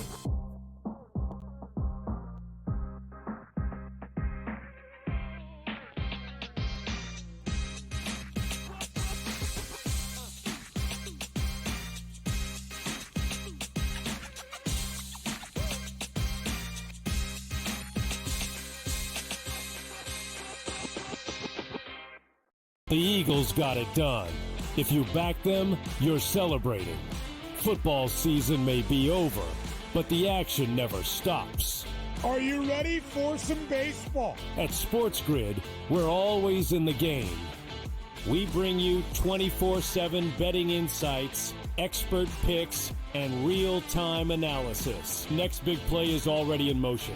Are you ready? It's smarter to be on SportsGrid. Anyone that's been to a sporting event, the atmosphere before a game, I think Game Time Decisions has that same exact atmosphere. This is our arena. This is what we do. There is going to be an energy to Game Time Decisions that you will feel night in and night out. The excitement you get when you lock your bets in, when you're figuring out what you want to do, we can zone in on the biggest games each night. I want this to be the place that people come to before the game starts so they feel as ready as possible to lock in their cards. We are going to hit every single one of those markets that you need to know about. We're going to go through every single thing, and I've got a great team behind me that's going to help me get the job done. There is not going to be a better place, I promise you, than Game Time Decisions to get that new information, react to it, and be able to then bet accordingly. We will have everything at our disposal, and we will use that to our advantage. I'm Kevin Walsh. Tune into Game Time Decisions from 6 to 8 p.m. Eastern on SportsGrid. Is that kind of helpful when it comes to preparing for a major? Is that you're just like 1 foot in front of you at this point? Ideally come to a place here at Bay Hill where I've had good success in the past. I've only played it the last 21, 2, 3, and 4. So, but I've played it well, and I really like that we're heading there with where I'm at right now. I think it's going to tell me a lot. The Smiley Show, only on SportsGrid.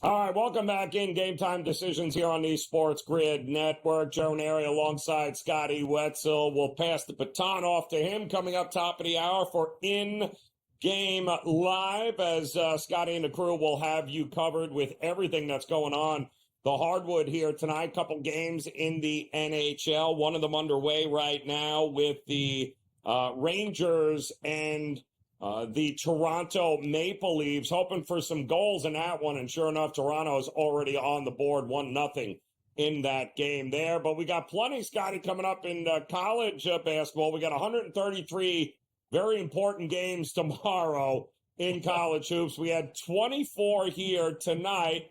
But, for a lot of these mid-major schools, we got some, the Sun Belt is going to be in full focus. I know JMU playing here tonight, Sun Belt's final regular season game before they start their tournament this week. What are you looking at here tonight? You back in JMU? Yeah, listen, I know this line's got Sucker Joe written all over it, right? But, someone's going to have to explain to me. James Madison, for those that don't know, in first place in the Sun Belt. They need one more win to win the division or win the conference outright, right? So there's incentive to play tonight, final game of the regular season. They're 13-4, 20-10 overall, and they're taking on a Texas State team that's 15-15, 8-9, playing for nothing. They're not going anywhere. They're in the the conference tournament postseason, obviously, but they're not playing for anything. And I'm getting the best team in the conference and basically pick them, albeit on the road. Getting a point and a half, maybe laying a point and a half, depending on where you do your shopping. But give me James Madison. If they end up losing to Texas State, then I'll just say, all right, the boys in Vegas fooled me. Yeah, I mean, listen, it's going to be a winner-take-all kind of situation there. I expect that one to be actually a pretty darn good game. Listen, I don't trust Matt Painter. You and I have had this conversation a million times. Yeah.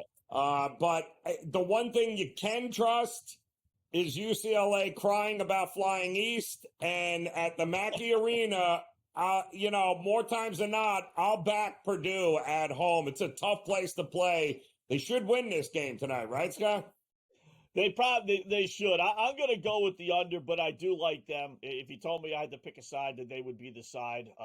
UCLA is just one of those every game under teams for me. They're pretty good. On the road, they're not nearly as good under-wise as they are at home.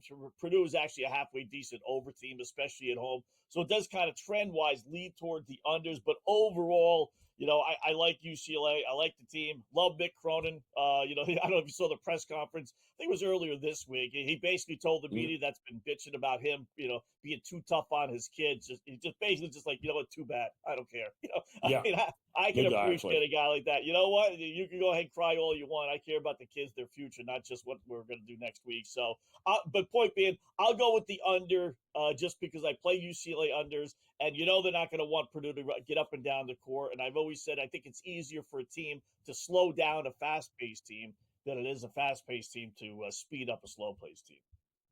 Yeah, I don't even mind the first half under in that one there Scotty, and let them impose their will a little bit. I can't trust Iowa. I don't care where it is. They are getting, but they've gotten the money. This was 5 this morning. I'm seeing 4s now, Scotty. So they're betting Iowa here like they know something. What do you think? Yeah, not me. No, give me Northwestern. They're at home. Cats have actually won 2 in a row. That they beat up Ohio State last 2 games ago, 70-49. I don't know how that one came about, but then they followed it up with another victory right after that. So Northwestern's played some decent ball at times this year. You said it, Joe, but Iowa, once they lost their main guys, they have lost 3, 6, 9. They've lost 9 of their last 12 games, 3 and 9 their last 12. 5.5, 4.5, whatever you end up getting, you know what? I think it's a pretty good play on Northwestern. Yeah, I listen, it was a close one. I think Iowa, it was a buzzer kind of thing, 80-79. They won the first game, Scotty, between these two teams. Yes. Northwestern at home has a little revenge, no less, which is interesting. And you're going with the Zips tonight? Is that what I'm seeing? Yeah. Yes. Again, another line that's kind of strange. I'm getting Akron, best team in the MAC. They got 3 games left. They still haven't clinched the number 1 seed. They need to get some wins here. They're at home. Kent State's a pretty good team, don't get me wrong, but I got the best team by far. Only 1 loss, 14-1 in conference play, laying only 3.5 at home. Sign me up. All right, if it ain't broke, we ain't fixing it. That's what I'm hearing there. Scotty Wetzel, always a pleasure, man. We're going to see you here, top of the hour for In Game Live. Enjoy it as Game Time Decisions continues on the grid.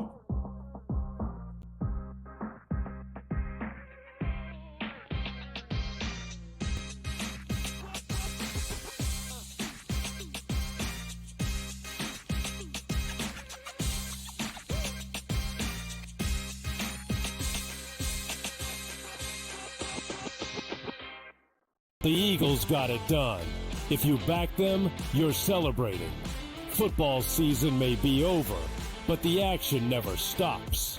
Are you ready for some baseball? At SportsGrid, we're always in the game. We bring you 24/7 betting insights, expert picks, and real-time analysis. Next big play is already in motion. Are you ready? It's smarter to be on SportsGrid. Anyone that's been to a sporting event, the atmosphere before a game, I think GameTime Decisions has that same exact atmosphere. This is our arena. This is what we do. There is going to be an energy to GameTime Decisions that you will feel night in and night out. The excitement you get when you lock your bets in, when you're figuring out what you want to do, we can zone in on the biggest games each night. I want this to be the place that people come to before the game starts so they feel as ready as possible to lock in their cards. We are going to hit every single one of those markets that you need to know about. We're going to go through every single thing, and I've got a great team behind me that's going to help me get the job done. There is not going to be a better place, I promise you, than GameTime Decisions to get that new information, react to it, and be able to then bet accordingly. We will have everything at our disposal, and we will use that to our advantage. I'm Kevin Walsh. Tune into GameTime Decisions from 6 to 8 p.m. Eastern on SportsGrid.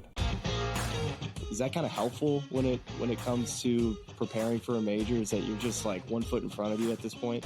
Ideally come to a place here at Bay Hill where I've had good success in the past. I've only played it the last 21, 2, 3, and 4. But I've played it well, and I really like that we're heading there with where I'm at right now. I think it's going to tell me a lot. The Smiley Show, only on SportsGrid.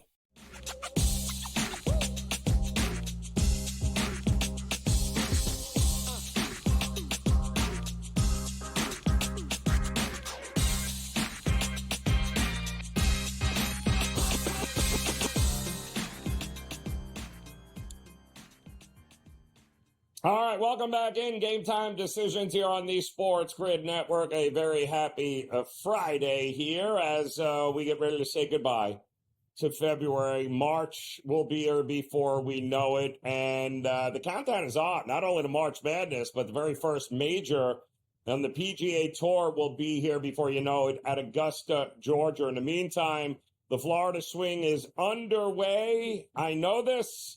Well, because I've been there the last couple of days here at the Cognizant Classic, and I know Brady Cannon is well aware of that. And look at this, Brady. Jake Knapp did not shoot 59 again today. What a absolute shock. He did shoot 70, 1 under. He is currently 1 stroke better than Matty Pavone, who had a great round here today. Made a lot of he was throwing darts out there. But some of the early favorites, Daniel Berger, 11 under par. The bottom line is after a guy shoots 59 to start the tournament, he ain't running away with anything. There's a lot of guys in contention in this tournament so far. And the weather, they say, maybe the worst of it is still to come here. Yeah, we are expecting possibly more breezes. I still don't think it's going to be too crazy. You never know. You know very well, Joe, you've been out there. I think it's about 7 miles or so from the coast. And when you're in a location like that, it can turn on a dime. But, the forecast still calling for pretty benign conditions. Maybe Sunday, the worst, where we get some gusts up to 20 miles an hour. But that remains to be seen. Yeah, Jake Knapp, no surprise. I predicted he would shoot 2 under par. I missed by 1. He shot 1 under. It's so hard to come back. I mean, think about that. You have a career round like that.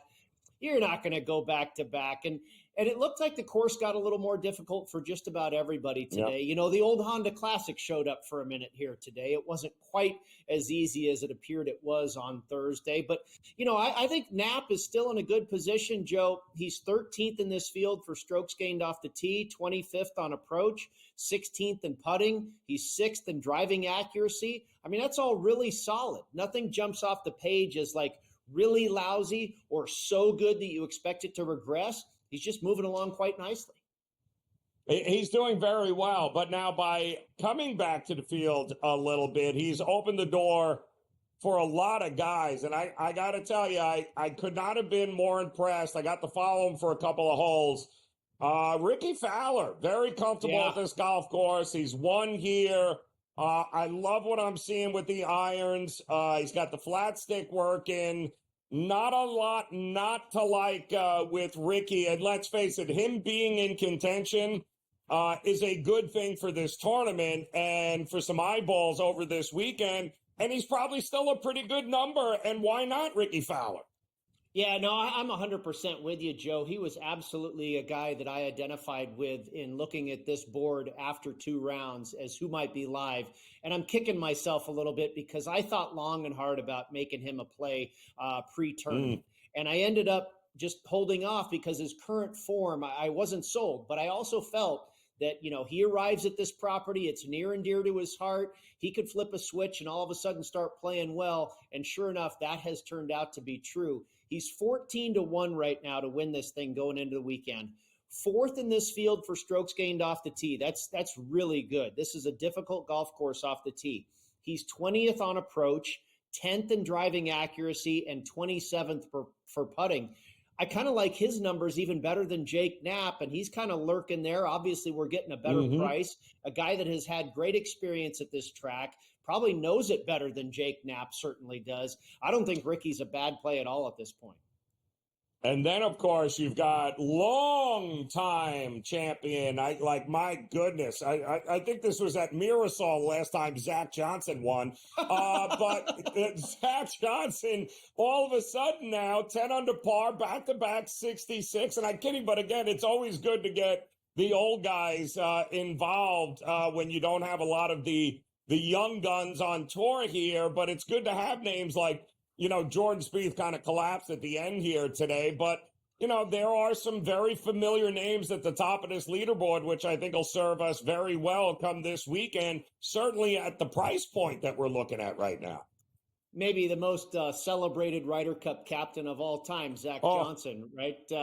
Well, it shocked me. I'm sitting here watching the leaderboard at work today, and all of a sudden Zach appears up there, and I'm going, oh my gosh, out of nowhere. But this is the age-old recipe, Joe, that we don't have a lot of faith in going forward, okay? 48th in this field off the tee, 65th on approach, and the putter is basically is his life support system right now. He's 4th in this field in strokes gained putting.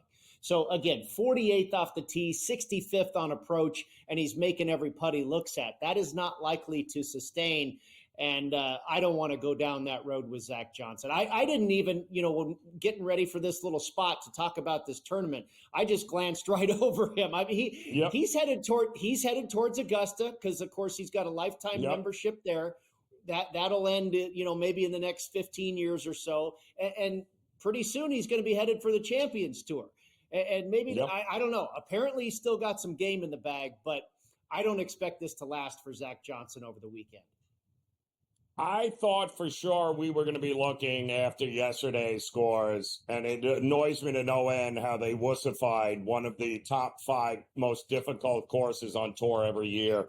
And you got guys going out shooting 59 and 63s like it's nothing at this game. It drives me absolutely crazy, Brady. But every 13, I thought we were going to be over 20 under in this tournament. I'm not convinced that we're going to get there anymore, especially if we can count on periods of that wind blowing here, especially on Sunday at the Bear Trap. So I saw a lot more balls in the water today with the wind, and it wasn't even that crazy. What wins this tournament, and how far down the board should we be looking? Yeah, great question. I thought the lead today would be at 14, and we're actually a little bit less than that. One shot at 13. The winning score proposition bet out here in Las Vegas pre-tournament was 15.5 under par. Now, I do think we'll eclipse that. Let's see, we're at 13 now. We've got 2 days left to go, maybe a little. I'd sure love to have 17 or 18 in pocket right now. I'd really love to have 18. I was thinking about that earlier today, looking at my guy, Jonathan Vegas, who's been going along pretty well. Shot 68, 67. If he continues along that trend with a 66 and a 65, he gets to 18. And I was thinking to myself, I'd take 18 under with Johnny Vegas right now. I'm certainly going to cash a top 20 finish. That could possibly get him into a playoff. I'd love to have any of my guys with 18 right now.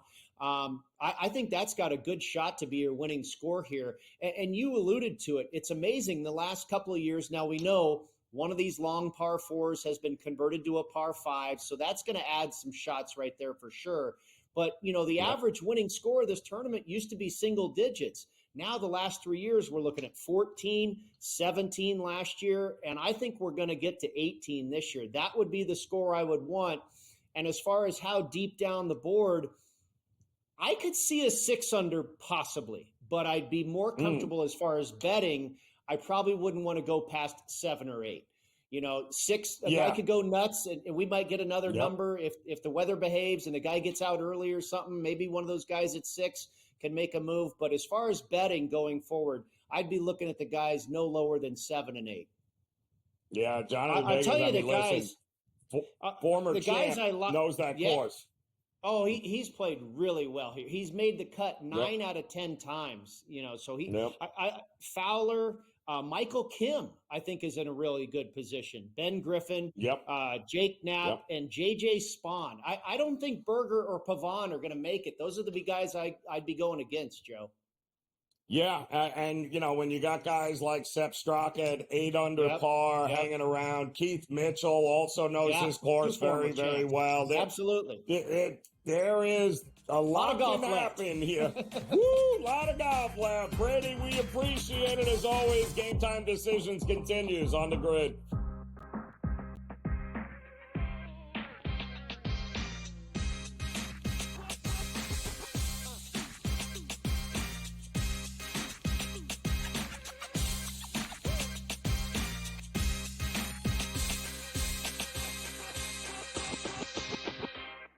The Eagles got it done. If you back them, you're celebrating. Football season may be over, but the action never stops. Are you ready for some baseball? At SportsGrid, we're always in the game. We bring you 24/7 betting insights, expert picks, and real-time analysis. Next big play is already in motion. Are you ready? It's smarter to be on SportsGrid. Anyone that's been to a sporting event, the atmosphere before a game, I think GameTime Decisions has that same exact atmosphere. This is our arena.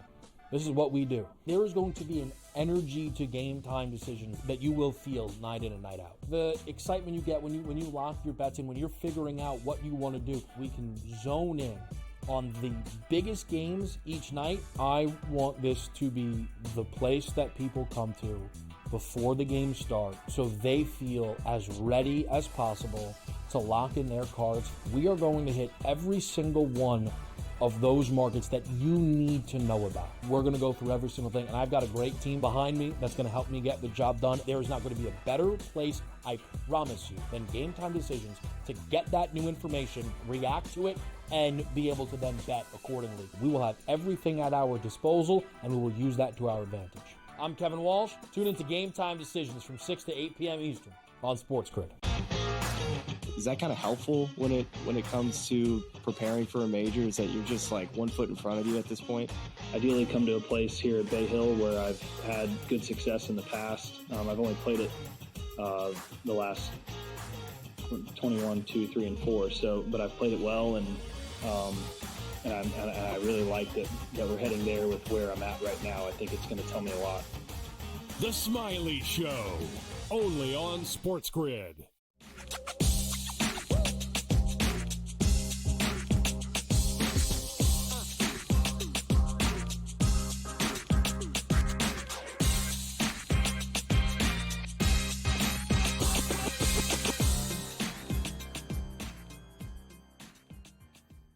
All right, welcome back in Game Time Decisions here on the Sports Grid Network. I'm Joe Raineri. Appreciate you stopping by with us here as we are often running across the board some 24 games on the college hardwood here today, with a couple of games getting ready to start top of the hour. We've talked about a few of these games, including UCLA at Purdue at the Mackey Arena there. Purdue trying not to lose, 5 straight? Trying to get it done here. UCLA, not great on the road, has been pretty good at home. And then, of course, Iowa, too, where the wheels have completely fallen off, taking on Northwestern. That is coming up in the 9 p.m. hour. In the meantime, NBA action off and running. How about them Denver Nuggets? Denver Nuggets came out and said, I don't care about your 8-game winning streak, Detroit. It's 39-36 right now. It's a pretty good game going on. Clearly, there are going to be points and maybe a little less defense in this game. Portland and Brooklyn also underway right now, as is the Celtics and the Cavs, and it looks like the Celtics off to a 5-0 lead there. Oklahoma City taking on Atlanta. They were laying a big number, and they, too, are off and running early in that one. And, of course, we did have some news earlier today regarding the NFL. And wouldn't you know it, he can't go away. He just can't get enough of New York. And that being Aaron Rodgers, who is now being reported that maybe he's just going to stay at MetLife and switch locker rooms. Because it appears, now that we learned earlier today, Matt Stafford has restructured his contract. He is going to stay with the Rams. And there was a big conversation about the Rams trading and working out a deal with the Giants about going to get Matt Stafford and working a deal out. But it looks like Matt Stafford staying with the Rams, which means now the Giants are in no better spot this year than they are in any place else. So the idea that Aaron Rodgers has apparently picked up the phone and has showed some interest is going to be very interesting. Could you imagine Aaron Rodgers staying in New York, only this time putting on a Giants jersey instead of a New York Jets? Wow. Well, he can't be any worse than he was for the Jets in New York. There's always that, Giants. But it makes things very interesting now for the Giants. What they have said, listen, we have no interest in, listen, they need a future quarterback, and everybody knows that. But are they going to be able to get one in this draft that they want? And if you go out and get a rookie quarterback, guess what? You're not winning a whole lot of games again, and it doesn't sound like the Giants are interested in trusting the process, so to speak. So the idea that maybe, well, just maybe, they could find a little bit of patchwork over the next year or so and be in the Aaron Rodgers sweepstakes. Listen, it makes some sense with Stafford not on the field, provided you think that Aaron Rodgers can still be motivated enough to play. I mean, he's coming off career worst numbers, losses. He lost 12. His passing yard attempts was down. His passer rating was at a career worst with the New York Jets. Now, granted, the Jets are about as dysfunctional as they come, but this is also the Giants we're talking about that traded away what should have been the MVP of the season. And a big part of the reason why the Eagles are world champions right now. And they did it with a smile, like they actually thought Danny Dimes was going to take care of everything. That is not the case. There is a level of dysfunction with both of those New York franchises that maybe Aaron Rodgers could not just take out one New York team. He could take out both New York teams. It's going to be interesting to see where he lands, but I love the fact that Stafford is staying put. I think that is good. I like this Rams team. I think that with him under center, I think good things can happen for the Rams here. Restructures the contract, so allows them to go out and spend a little bit more money. And let's face it, protect him maybe a little bit more, get a couple of weapons in there, build up that defense that's very young. I think the Rams are pretty good. And let's not forget, they were just a couple of plays away from actually beating the Eagles during that NFC divisional round. So I don't think they're as far away as some people may have thought. It's not a tear-down situation with the Rams, and the fact that you're bringing back a 37-year-old quarterback that wants to be there, I like it. But all that means is that now the Aaron Rodgers, Sam Darnolds of the world, boy, those bridge veteran quarterbacks, there's going to be a lot to discuss between now and draft day with those guys still on the market and still available. So, yeah, it's just when you thought you could shelve the NFL, Aaron Rodgers to the rescue here, folks, who is now calling and begging and faxing the New York Giants and saying, please consider, I'd like to come and play for you. And if we know anything about Aaron Rodgers is that, yeah, he definitely holds grudges. And the idea that he could stay in New York in the same building for the Giants and stick it to the Jets, it does not get any better than that. So stick around. We'll see exactly what happens there. But the draft will be here before you know it. And is there a franchise quarterback that either of those two New York teams can actually invest in this draft and maybe be the future? I don't think this is a great quarterback draft here. It's going to be very interesting to see who ends up going with that number one pick. All right, coming up, we have updates from TD Garden in Boston with the champs, the Celtics, taking on the Cleveland Cavaliers. And, oh, by the way, somebody needs to tell Cleveland the game has already started. It would help if they started playing. Also, the Nuggets and Pistons in a big battle right now. This game is getting real good. We'll have a rundown of all the scores as Game Time Decisions continues on the grid.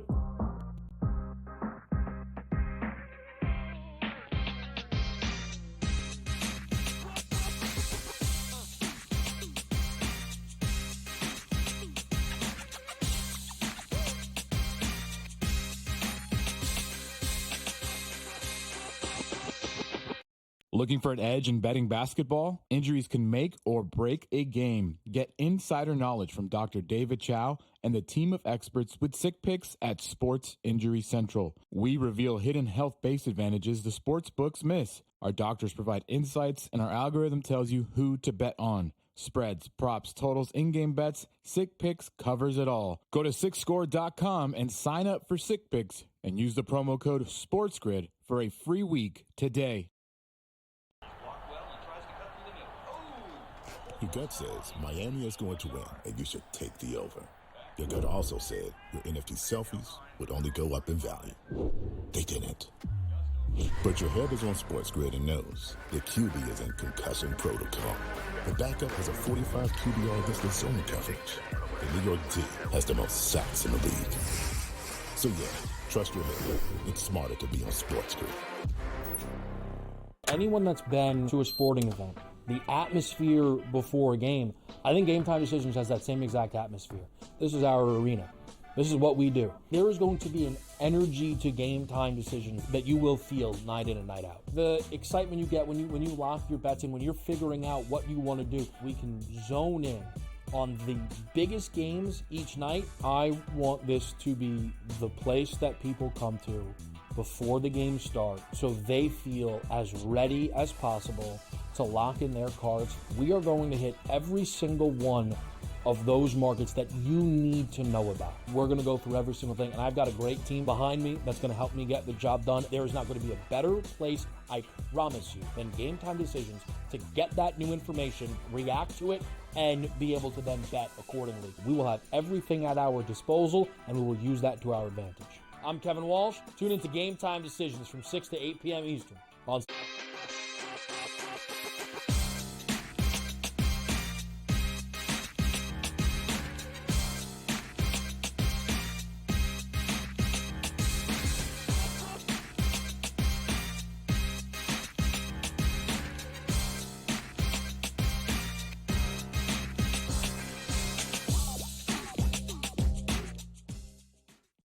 All right, welcome back in Game Time Decisions here on the SportsGrid Network. The final Game Time Decisions of February 2025 as we welcome in March tomorrow.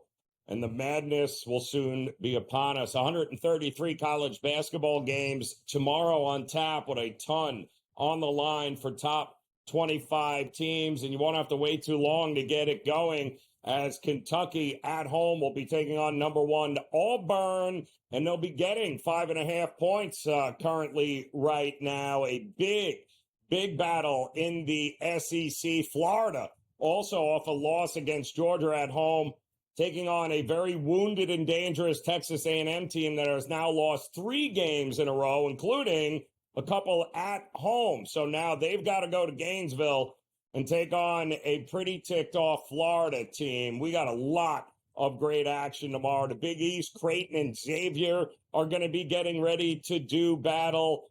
A little something for everyone. Meaningful college basketball as we kick off the month of March tomorrow. But in the meantime, the NBA front and center here tonight. And the game of the night is turning to be, well, anything but. I had mentioned that it would be nice if somebody alerted the Cleveland Cavaliers that this game has already started, but apparently nobody wants to tell them.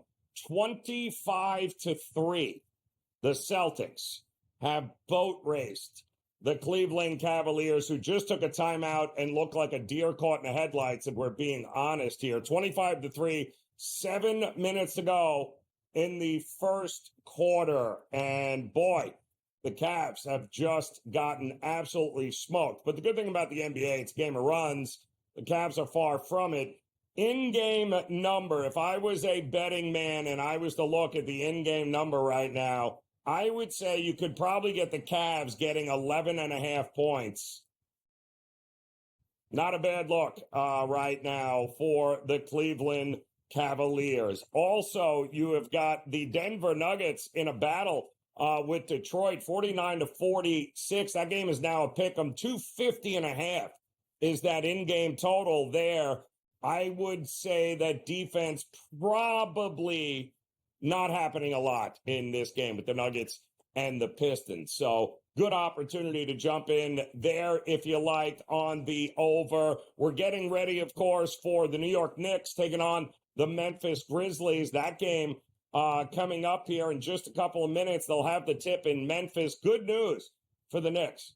Karl Anthony Towns and Mitchell Robinson have been cleared. They will both start tonight for the New York Knicks. So a little different look here for the Knicks tonight, taking on the Memphis Grizzlies. That number, by the way, down to 2.5 of the Memphis Grizzlies as the Knick money is flooding the market. And can I tell you, still don't like it. I still like Memphis, and I like Memphis even better at this price here. So a lot of great action still to come here tonight in the NBA, including the new, the actual Miami Heat right now. They've been getting a lot of money. It does look like Bam Adebayo in, Andrew Wiggins out, but no TJ McConnell or Benedict Mathurin for the Indiana Pacers. So both teams nursing a little bit of injuries there.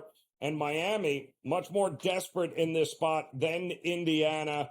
I thought they played a great game against Atlanta. I do think that they are very much alive as a home dog here tonight to get it done in that matchup. So we got a little something for everybody. And coming up, of course, the game of the night, UCLA getting ready in the Big Ten. And boy, does it feel weird still saying that. UCLA in the Big Ten getting ready to do battle against top 20 Purdue, number 20 Purdue, who feels like it's been a hot minute since they've last won a game, but they are really good at Mackey Arena. They are laying 6 now. I'm starting to see the total starting to drop a little bit. May not be a bad look there, but for such a short slate tonight in college basketball, we've got some pretty good games happening. Also, the NHL in full effect here tonight. Don't forget that. 3 games on the slate, including the Rangers and the Toronto Maple Leafs knotted up at 1 apiece. We got Dallas and the Kings. That puck is dropping here in just a couple of minutes, just in time for In Game Live. Coming up, Scotty Wetzel, Brady Cannon. We'll see you again in March as Game Time Decisions will roll on here on the Grid.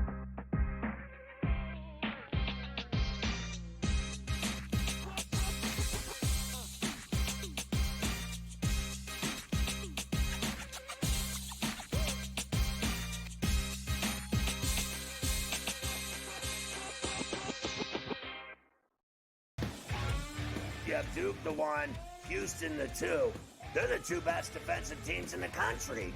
I want to see them play for the right to go to the Final Four because I think that would be a kick-ass game. Duke is really great on both ends of the floor. You know, they can score and they can defend, and that's why they win by big numbers all the time because they're really good on both ends of the